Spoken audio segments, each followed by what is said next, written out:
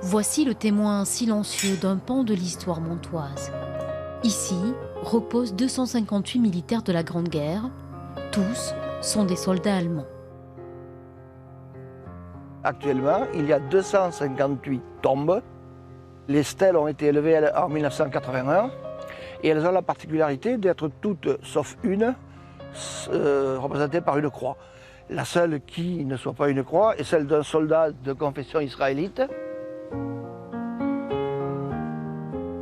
On retrouve, outre le nom, on retrouve leur catégorie, je dirais, dans l'armée, ou des réservistes, ou des oulans, des fusiliers. On va trouver des grenadiers. Qui sont ces soldats? Dès 1914, ils ont été plus de 900 faits prisonniers et envoyés loin du front, à Mont-de-Marsan. À l'époque, pour faire face, la municipalité réquisitionne les arènes. Une prison à ciel ouvert. Alors effectivement, il y avait là de la place, dont les gens valides, ils étaient parqués dans les gradins, sur la piste.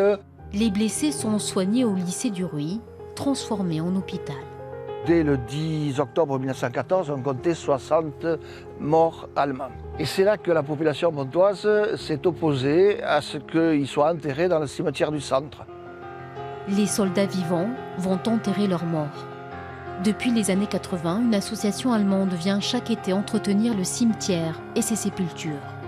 Un devoir de mémoire auquel s'associent les anciens combattants français qui ont participé à la mise en place de ces panneaux gravant l'histoire de ces soldats.